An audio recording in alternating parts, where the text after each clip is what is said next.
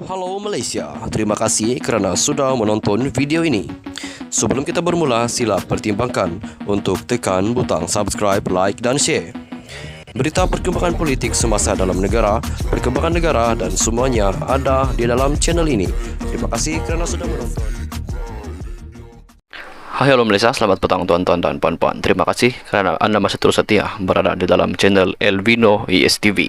Bantu admin untuk kembangkan channel ini dengan anda menekan butang subscribe, like video ini dan jangan lupa untuk sebarkan video-video daripada channel ini. Baiklah tuan-tuan dan puan-puan, perkongsian berita untuk hari ini.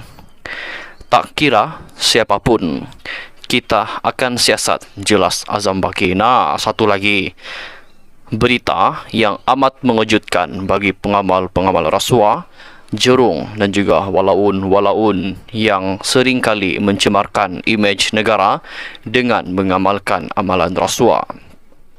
Ketua Pesuruhjaya Suruhanjaya Pencegahan Rasuah Malaysia SPRM Tan Sri Azam Baki menegaskan agensi itu boleh menyiasat sesiapa sahaja termasuk pemimpin politik dari blok kerajaan jika mereka disyaki melakukan salah laku dan salah guna kuasa. Katanya, Suruhanjaya berkenaan tidak membuat pendakwaan terpilih dalam siasatan, termasuk berkaitan kes kertas Pandora ataupun Pandora Papers. Dalam kes berkenaan, beliau menjelaskan SPRM memberi tumpuan kepada individu terdedah politik yang mempunyai kuasa dan kedudukan ketika mereka didakwa melakukan salah laku dan disyaki menyalahgunakan kuasa. SPRM bebas untuk menjalankan sebarang siasatan, termasuk ke atas individu yang dirasakan mempunyai kedudukan dan kuasa serta disyaki melakukan penyelewengan dan salah guna kuasa. Tak kira siapapun, kita akan siasat. Dalam konteks ini, kertas Pandora Papers, SPRM tidak mengamalkan pendakwaan terpilih. Kami bebas menyiasat tanpa sebarang gangguan atau pengaruh daripada pihak lain, katanya ketika dihubungi Berita Harian. Beliau menjawab dakwaan pengerusi Pusat Membanteras Rasuah dan Kronisma C4, Edmund Terence Gomez, bahawa pemimpin dari blok kerajaan tidak dipanggil oleh SPRM walaupun dinamakan dalam dokumen kertas Pandora yang bocor itu. Media sebelum ini melaporkan siasatan SPRM terhadap kertas Pandora adalah pada Februari lalu, membabitkan seorang bekas menteri yang tidak dinamakan dipanggil memberi keterangan mengenai kekayaan luar pesisirnya. Laporan portal berita yang memetik sumber mendakwa anak bekas Perdana Menteri juga telah dipanggil untuk disoal siasat. Azam berkata SPRM tetap kekal dengan bidang tugasnya. Bidang kuasanya iaitu membuka siasatan terhadap kes rasuah, penyelewengan dan salah guna kuasa. Bagaimanapun katanya, Suruhanjaya itu tidak boleh sewenang-wenangnya membuka kertas siasatan. Sebaliknya, mesti berdasarkan fakta dan bukti mengikut prosedur operasi standard SOP dan undang-undang yang telah diperuntukkan. Sekiranya terdapat nama ahli perniagaan dalam siasatan kertas Pandora, tapi dia mungkin tidak mempunyai kuasa dan kedudukan untuk menyalahgunakannya, kemungkinan ia bukanlah sesuatu di bawah bidang kuasa SPRM.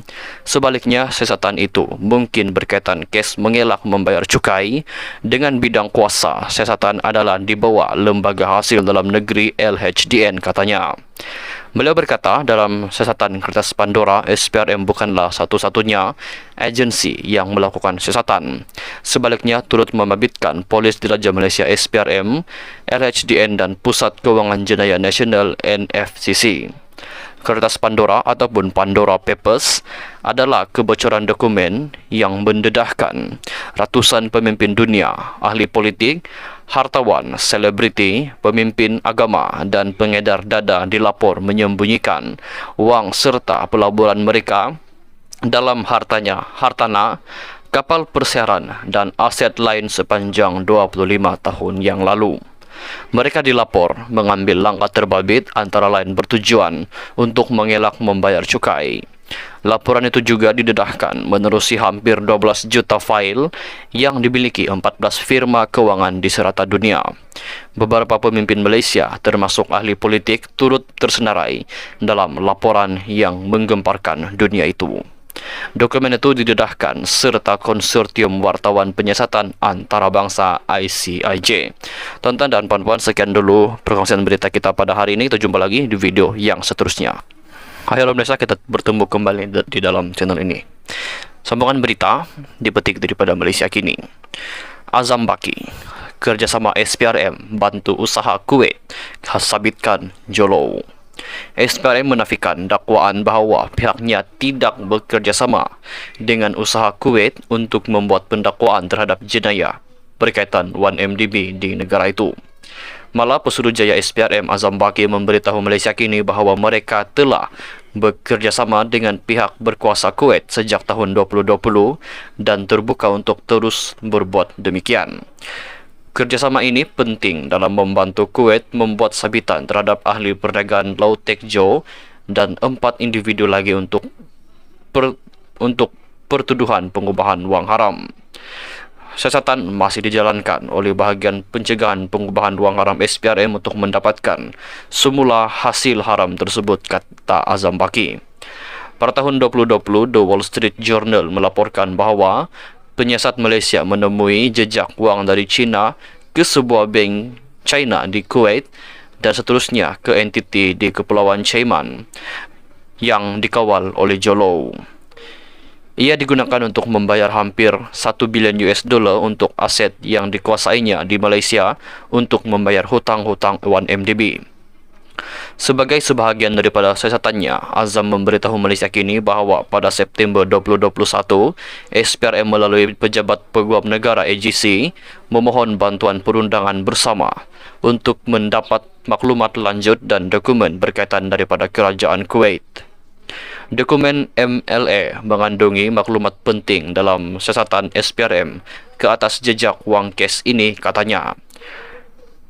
Katanya lagi, pihak berkuasa Kuwait ketika itu juga menggunakan maklumat yang diberikan Malaysia menerusi MLA untuk membantu siasatannya sendiri di dalam kes terbabit.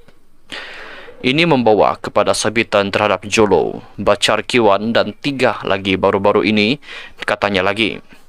Pada Rabu lalu, Akhbar Kuwait Al-Qabas melaporkan seorang sheikh bersama rakan kongsinya dan 2 warga asing telah dijatuhkan hukuman penjara selama 10 tahun. Manakala seorang peguam dijatuhkan hukuman 7 tahun atas tuduhan pengubahan wang haram melibatkan dana Malaysia itu. Menurut laporan itu, 5 individu itu didakwa melakukan pengubahan wang haram dalam bentuk mata wang China bersamaan dengan Kuwait Dinar 347 bersamaan dengan RM4.95 bilion ringgit, dengan mengetahui bahawa ia adalah hasil haram yang digelapkan daripada dana pelaburan Malaysia. Akhbar itu mengenal pasti 2 warga asing itu sebagai Low dan Bachar, seorang ahli perniagaan Syria Perancis, namun tidak menamakan 3 individu lagi.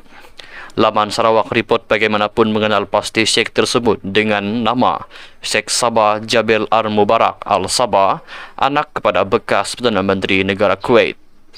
Rakan kongsinya dikenal pasti sebagai sekutu Low Hamad Al-Wazan dan peguamnya sebagai Saud Abdel Mohsan. Al-Qabas melaporkan bahawa kes berkenaan telah ditangguhkan selama 2 tahun sebelum dibuka semula kerana pihak pendakwaan menghadapi halangan mendapatkan maklumat daripada luar negara. Laporan itu tidak menghuraikan mengenai kesukaran tersebut atau siapa yang terlibat.